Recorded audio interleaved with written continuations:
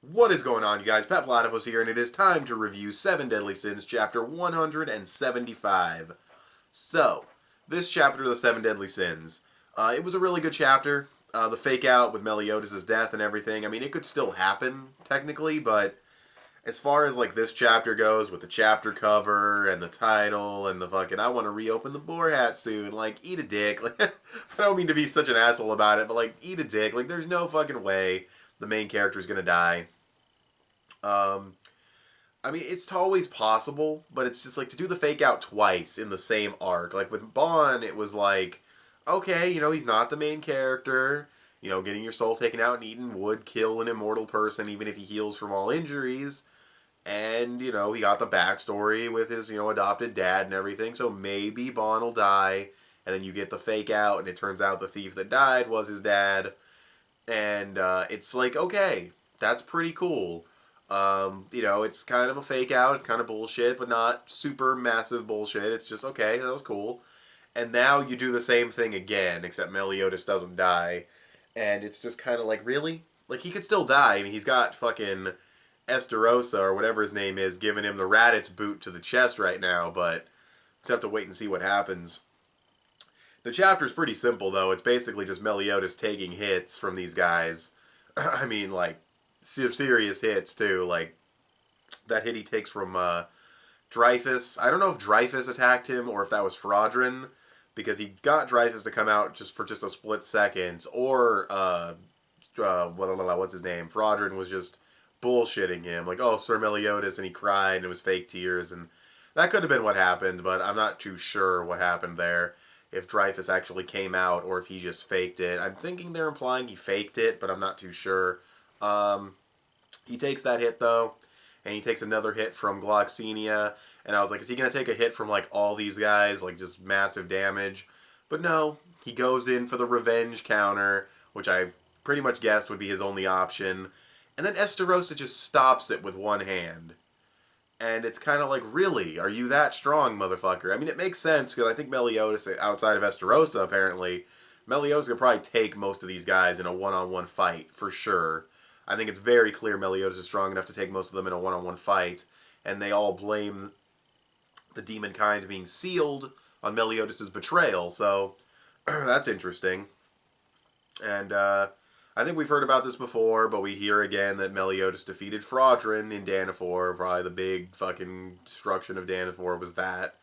And yeah, it's I don't know. It's interesting that they have this history that we've known about for a while, but we haven't gotten really into that much.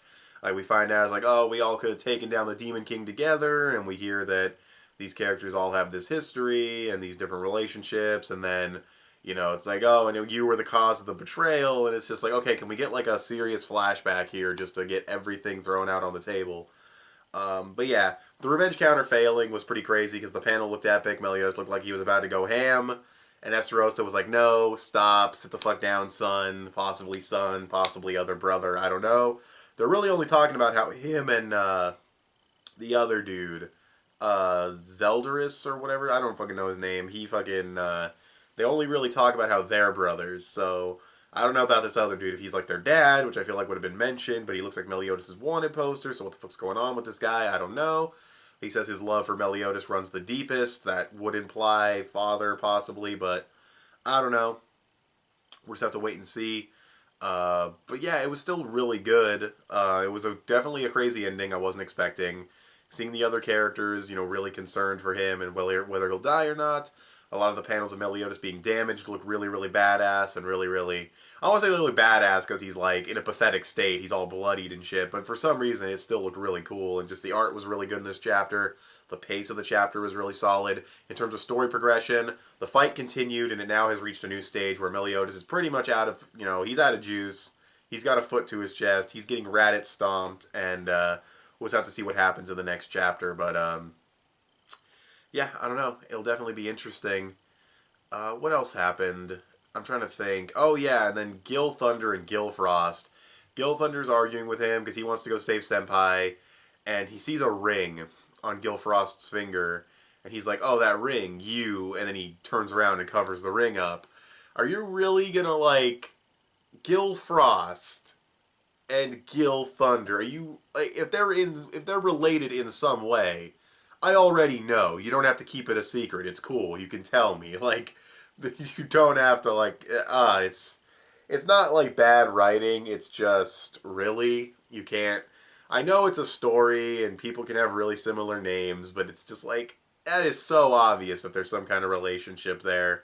But anyways, I don't mean to nitpick too hard. It was a really, really good chapter. I'd probably give it a solid 8.5 to 9 out of 10. I thought it was fantastic. The revenge counter, even though I kind of saw it coming, was depicted really, really well. The twist ending on it I thought was really interesting. I don't know where it's going to go, which is always the great thing about the Seven Deadly Sins series. And yeah, everything else from a technical standpoint was on point. So yeah, the only real criticism I could give it is story progression, because it only just progressed the fight a little bit, but that makes perfect sense. In the middle of a fight, you usually don't want a fight to be too quick or get glossed over in just a couple chapters. So far, it's really well paced and really well done. It's not being dragged out or nothing. So 8.5 to 9. I thought it was a fantastic chapter, mostly for that twist ending and getting some hints about, you know, possibly Dreyfus being able to escape, probably not. A little bit more about how, Melios's betrayal sealed them, because I don't think we knew that before. And there was interesting little tidbits in this chapter. I think the overall package, it's a really, really good one. So we'll just have to wait and see.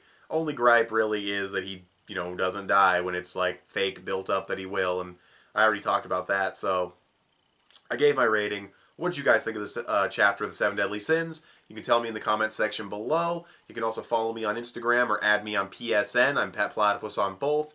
You also give this video a thumbs up, share it on social media. Both would help me out a lot. Subscribe if you haven't already or if you like what you see in here. And I'll talk to you guys later. Bye. Thanks for watching.